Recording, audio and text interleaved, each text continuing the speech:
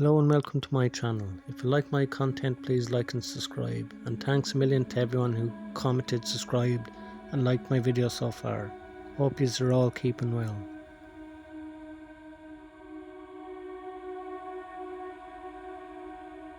I once took a trek on the Appalachian Trail in Pennsylvania, which is the longest hiking only trail in the world. I went it alone just for fun. I went late in the fall though, so it was cold and there wasn't many other people hiking. In fact, I think I only ran into like 2 or 3 people going the opposite way. The part of the trail I was on was in thick forests, and it was definitely a scenic walk. The trail ran alongside a small river, and nothing could be heard but the sounds of the flowing river and the early morning birds chirping. It was time for me to sit down and take a break, so I found a big rock sitting beside the river. I sat down on it, I took a sip of my Gatorade, and then I could swear I was hearing a baby's cries coming from a distance. It was coming from further down the trail, in the direction I was walking of course. I had to get up and follow the sound of it, because on the off chance that a baby was stranded in the woods alone. As I walked further down the trail though, it seemed like the baby's cries stayed the same distance away. This went on for like half a minute of walking fast before I gave up and assumed there was somebody with a baby walking down the trail. I sat down on another rock I found on the side of the trail by the river. Eventually the crying seemed to just stop, like it didn't fade away really, it just stopped abruptly. I sat on that rock for 5 minutes just taking in nature and taking a few videos on my phone. That's when I heard footsteps approaching nearby.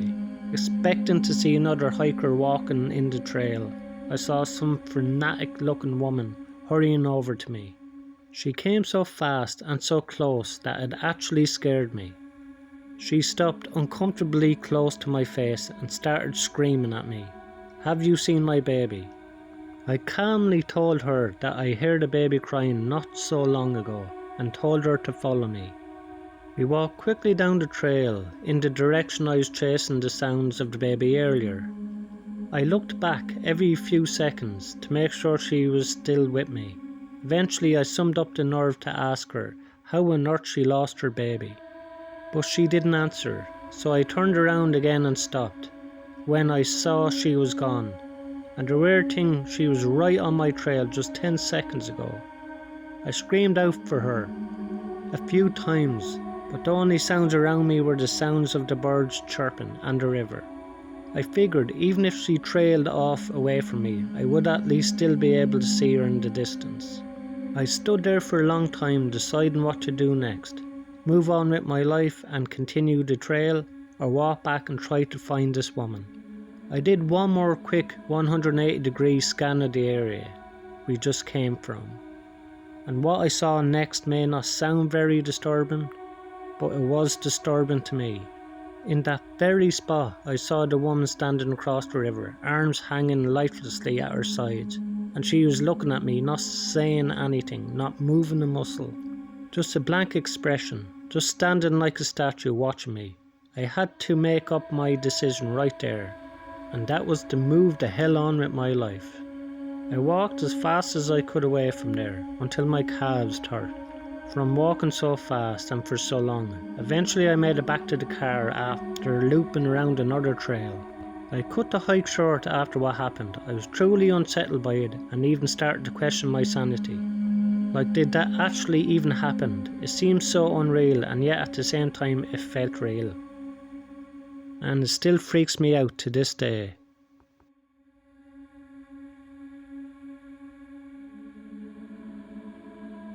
I have observed by my house since we lived in a highly populated suburban area, and there isn't much green. It's a huge preserve with miles and miles worth of biking and hiking trails. So long story short, one night in 2016 at like 11 PM at night, I decided to go for a run. I'm weird in that sense, that I like to avoid people when I go for my runs. That's just how I am. I held my phone with a tight grip with the flashlight on and started my run at the edge of the preserve. onto the dirt hiking trail. I felt I had more energy running that night. It was weird, I don't know how to describe it. There were no lights at all, it was just nature. There was also a dead body that came up in the previous week in that preserve. But I didn't really let that concern me too much, since I live in one of the safest neighbourhoods in the state. It was also a weeknight, so there was literally no one else in this preserve but me. Well, that's at least what I thought. I got tired after about 10 minutes of running. Yeah, I used to be out of shape. I had to catch my breath. So the first bench I found I sat down on. I have to admit it was creepy as hell being in a pitch black preserve like that, all alone. It feels the same as being alone in the middle of a forest. There were weird sounds coming from all around. And to be quite honest with you, it was scaring me, of course. Most of them were animals, so when I heard leaves and sticks crunching nearby, I assumed it was a raccoon or a fox or something. But anyone's worst nightmare came true when I noticed something tall hiding behind one of the trees. I couldn't quite tell what it was, because of the iPhone's flashlight is only so bright.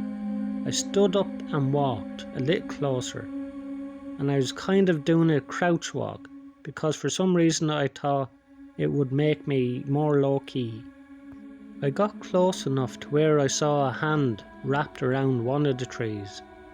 The hand was in a white glove though. I felt like my heart sank, like I was suddenly in a life or death situation. Before I could even see who was behind that tree, they finally decided to reveal themselves. Someone dressed as a clown stepped into the range of my flashlight. I wanted to wait until now to mention this, but this was back during the clown epidemic of 2016. From what I could see in the little light I had, this person went all out with his clown costume, from the makeup right down to the shoes. The most disturbing part was the bat with a large foot-long spike wedged through it. His head was angled down to give a more menacing, terrifying look, and he walked very slowly towards me. I had only one option, and that was to run as fast as I could, even though I was already so tired. I didn't run on the trail, instead I ran into the woods until I felt like I was going to puke. Then I shut off the flashlight and crouched down behind the tree. I heard running zoom past me, maybe 10 feet away, when the footsteps faded away into the distance. I ran back to the trail and ran all the way back from where I came from. I actually puked by the time I made it to the street, just from running so much. I didn't mention it before, but everyone figured that the dead body found the week before was linked to the clown epidemic. I should go without saying, I stayed away from that preserve for a while, and I definitely never went in there past dark ever again.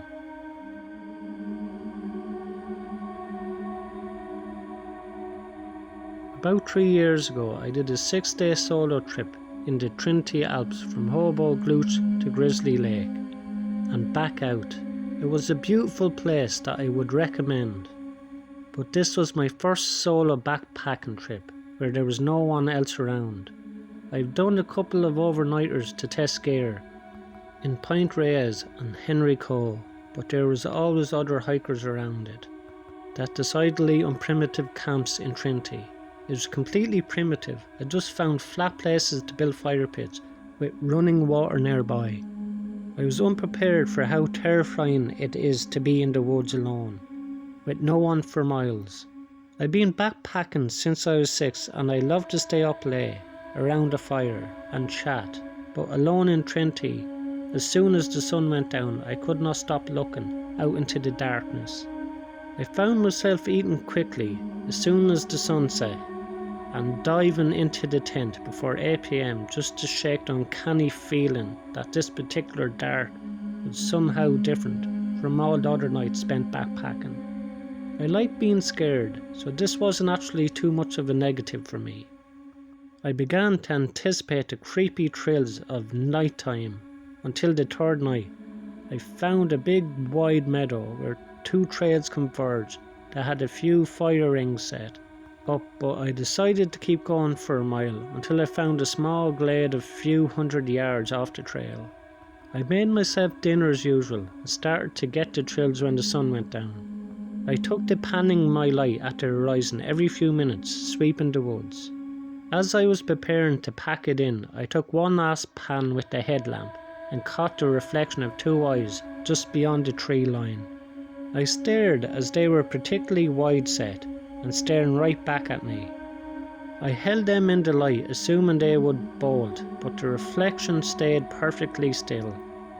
I started to walk forward, making a lot of noise and shouting, hoping to spook whatever it was watching me. As I approached, I realised they were slightly farther off the ground than I thought, making it a few feet tall at least. With eyes as wide as a person's, I really had to push myself to keep walking. I felt almost dizzy with dread. My headlamp was dim thanks to a short after a heavy rain, so I couldn't see any details until I got right up on it. It wasn't an animal. It was a person wearing a pair of glasses, not sunglasses but thick eyeglasses, with delicate wire frames, standing next to a stump in the middle of the trees right next to the glade that was hundreds of yards from the nearest trail and about 15 miles from any trailhead. In the middle of an isolated parkland. He was just standing there, motionless, staring at my fire. I promptly went back into my tent and hoped that this person would go away. As I grabbed my pocket knife and sat down, I didn't sleep a wink that night, as I still felt like I was being stalked. I didn't want to check, however, given that the fact that there was some random lunatic staring at my campsite in the middle of nowhere. The next day I packed up the site and relocated about 5 miles closer to where I came from. I took this trip during peak season and I didn't see another person except for a hunter on horseback on a far ridge for all of 6 days. I still wonder how the person with the glasses got there, so perfectly still, far from any established camper trail. And to this day I still don't have a good answer for it.